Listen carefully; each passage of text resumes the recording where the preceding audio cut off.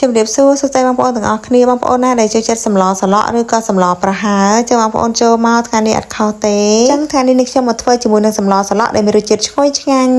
យើងញ៉ាំជាមួយនឹងសម្លសឡក់ឬក៏សម្លប្រហើរគឺថាល្អណាស់ព្រោះថាយើងញ៉ាំបន្លែបានគ្រប់មុខមានទាំងបន្លែពណ៌បៃតងបន្លែពណ៌លឿងបន្លែពណ៌សមានទាំងសាច់ត្រីគឺថាល្អមែនទេបងប្អូនទាំងអស់គ្នាអញ្ចឹងកុំឲ្យខាតពេលយូរយើងទៅមើលគ្រឿងផ្សំទាំងអស់គ្នានេះខ្ញុំមានផ្ទីមានស្លឹកបាសមានជាមួយនឹងត្រួយល្ពៅមានល្ហុងបងប្អូនចិត្តបន្លែអីដាក់បន្លែហ្នឹងមកព្រោះថាអត់ខុសទេសម្លប្រហើរឬក៏សម្លសឡក់ហ្នឹងខ្ញុំមានល្ពៅមានននោងមានជាមួយនឹងផ្សិតសហើយនេះខ្ញុំមានគល់លក្រីចំពោះត្រីគឺនេះខ្ញុំយកត្រីដែងអាំងជាដំបូងនេះខ្ញុំដាំទឹកឲ្យពុះដាក់គល់លក្រីចូលរួចហើយនេះខ្ញុំបានដាក់អំបិលមួយចឹបបងប្អូនមានស្លឹកគ្រៃយើងដាក់ស្លឹកគ្រៃកាន់តែមានរសជាតិឆ្ងាញ់ឥឡូវនេះខ្ញុំបានដាក់ប្រហុកចូលប្រហុកនេះខ្ញុំយកប្រហុកសាច់បងប្អូនចិញ្ច្រំក៏បានដែរប៉ុន្តែនេះខ្ញុំអត់ចិញ្ច្រំទេព្រោះថាប្រហុកនេះមានឆ្អឹងទេបន្ទាប់មកនេះខ្ញុំដាក់បន្លែចូលល្ពៅហើយនិងល្ហុងរួចហើយនេះខ្ញុំបានគ្របទុកដើម្បីឲ្យល្ពៅហើយល្ហុងរបស់យើងផុយបើមកវិញឃើញថាបន្លែរបស់យើងផុយហើយនេះខ្ញុំបានដាក់ត្រីដែងចូលកូរបន្តិចនេះខ្ញុំបានថែមជាមួយនឹងស្ករសមួយចិបបងប្អូនស្លប្រហើរយើងដាក់ស្ករសផ្អែមពេកអត់ឆ្ងាញ់ទេរួចហើយនេះខ្ញុំបានដាក់ម្សៅស៊ុបមួយចុងស្លាបព្រាបាយទឹកត្រីមួយស្លាបព្រាបាយរួចហើយនេះខ្ញុំដាក់ននោងដាក់ផ្សិតច្បើង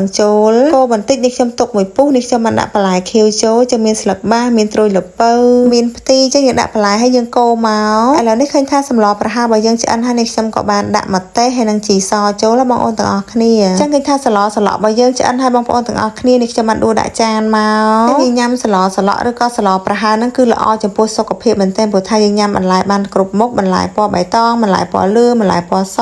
ចាំបងប្អូនអាចសាកធ្វើញ៉ាំបាននេះខ្ញុំធានាលើរសជាតិគឺថាឆ្ងាញ់មែនទែនអត់ចាញ់តែទិញគេទេបងប្អូនទាំងអស់គ្នារសជាតិគឺថា10 លើ 10តែម្ដងអរគុណបងប្អូនដែលបានតាមដានវីដេអូនេះខ្ញុំតាំងពីដើមរហូតដល់ចប់